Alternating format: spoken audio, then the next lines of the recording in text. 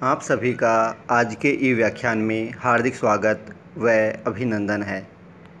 आज के हमारे ई व्याख्यान का अध्ययन विषय है मिस्र की कला का परवर्ती काल या पतन युग 1069 ईसा पूर्व से लेकर 639 ईस्वी व मिस्र की कला की विशेषताएं।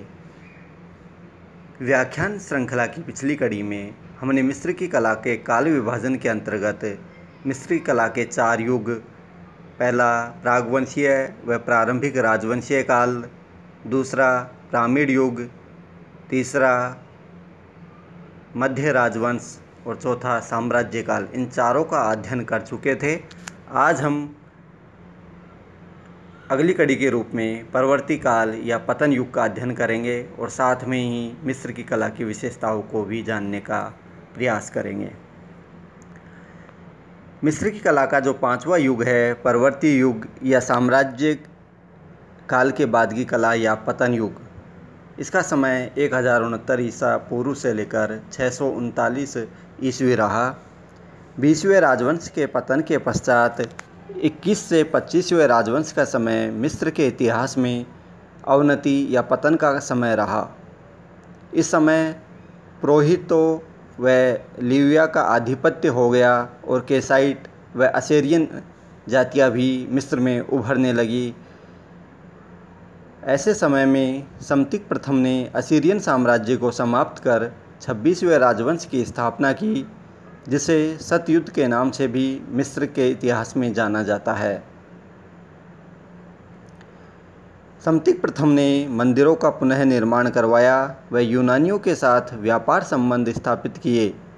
समतिक द्वितीय व तृतीय ने मिस्र को स्वतंत्र रखने में योगदान दिया, किंतु सामतिक तृतीय का पुत्र नीको मिस्र के साम्राज्य की रक्षा नहीं कर सका और मिस्र पर फारस के राजाओं ने लगभग 2 शताब्दियों तक शासन किया।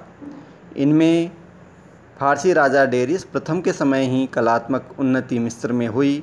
सिकंदर महान ने फारसी शासन को समाप्त कर इसमें कोई नया राजवंश स्थापित नहीं किया और गवर्नर नियुक्त कर विश्व विजय के लिए निकल पड़े। सिकंदर महान की मृत्यु के पश्चात उसका सेनापति टालेमी मिस्र का शासक बना। टालेमी 14वें के समय शासनकाल में महान विजेता जूलियस सीजर का पदार्पण हुआ, जिससे टालेमी 14वें को हराकर मिस्र की महान विरासत को नष्ट कर दिया। 30 ईसा पूर्व के आसपास मिस्र पर रोम का आधिपत्य हो गया और अंत में मिस्र लगभग 639 ईस्वी में अरब राष्ट्र में परिणत हो गया और इस प्रकार मिस्र की 5000 वर्ष पुरानी सभ्यता व पृथक राजनीतिक अस्तित्व का अंत हो गया। मिस्र की कला का महत्व प्रतिपादन करते हुए पाश्चात्य विद्वान हेगेल कहते हैं कि मिस्र की कला मानव मस्तिष्क के विकास की आरंभिक स्थिति का ही प्रतीक है। सौंदर्य दृष्टि अभी उसमें पूरी तरह खुल नहीं पाई।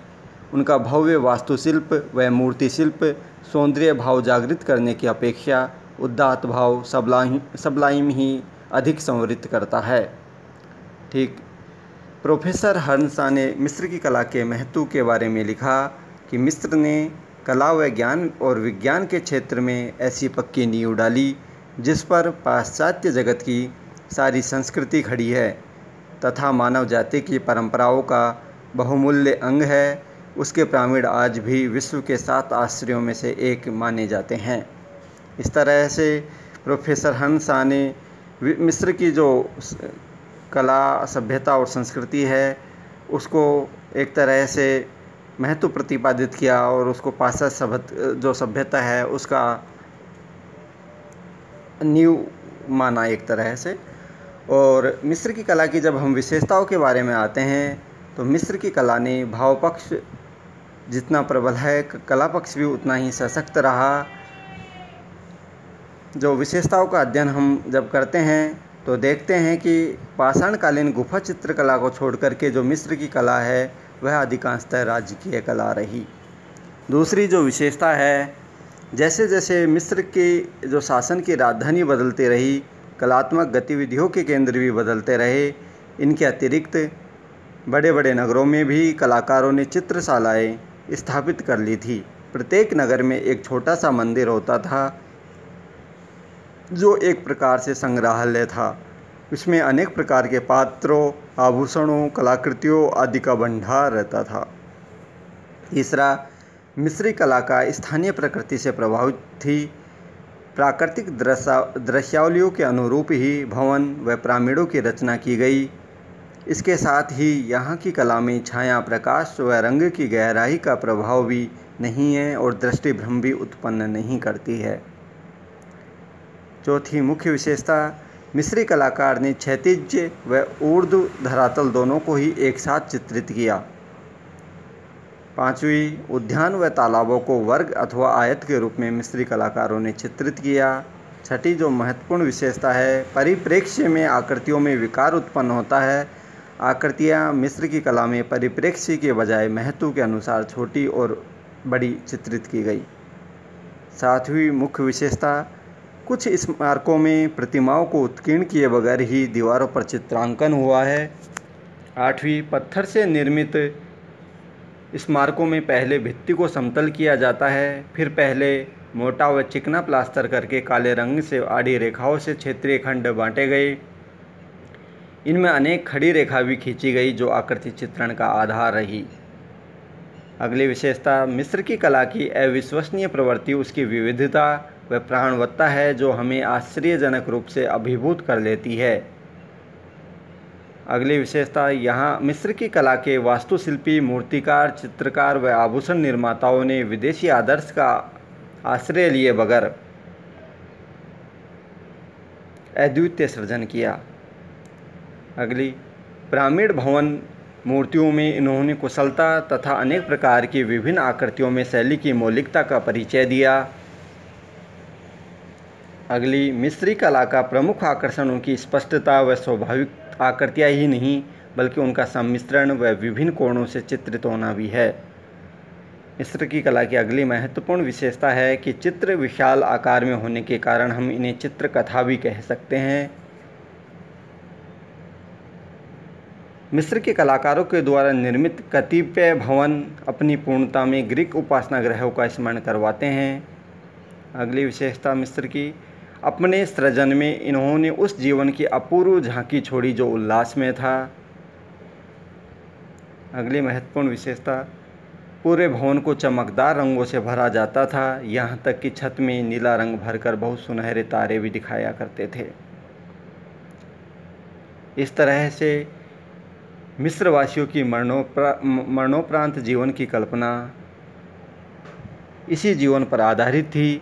अतः समाधि व पूजा गृहों की दीवारों पर जीवन के विविध पक्षों का अंकन मिस्र की कला में हुआ। मिस्री जीवन का केंद्र देवता, फरो और राजा थे। कला का अधिकांश फरो व देवताओं की शान शौकत में ही लगाया जाता था। वे भव्य प्रासाद जिनके खंडहर हम आज भी देखते हैं, इन्हीं राजाओं व देवताओं की उपासना हेतु बनवाए गए थे। शिखरों व मीनारों को देवता व प्रतीक व चित्रों या मूर्तियों को आत्मा का कर्तव्य या राजा का कार्य प्रदर्शन का माध्यम माना जाता था। लगभग संपूर्ण मूर्तिकला व चित्रकला इसी उद्देश्य से सृजित हुई। चित्रों को विशाल आकार में होने के कारण हम उन्हें चित्रकथा भी कह सकते हैं। पूरे भवनों को चमकदार रंगों से भरा जाता, यहाँ तक कि छत में भी नीला रंग भरकर सुनहरे तारे इत्यादि दिखाए जाते थे। इस प्रकार मिस्र की कला के दो लक्ष्य थे, इतिवृत्तात्मकता व अलंकरणात्मकता। मिस्र की कला की दार्शनिक पृष्ठभूमि रही इत्यादि। इस तरह से मिस्र की कला की ये महत्वपूर्ण विशेषताएं हैं। और मिस्र की कला का जो कला विभाजन है वो काल विभाजन है, वो भी आपने आसानी से समझा। इस तरह से आप मिस्र की जो कला है उसके लक्ष्य, तीव्रतात्मकता व अलंकरणात्मकता को आपने जाना। और मिस्र की कला मुख्यतः मरणोपरांत जीवन की कल्पना पर आधार पर खड़ी थी, अतः इसे मृतकों की कला भी कहा गया। धन्यवाद।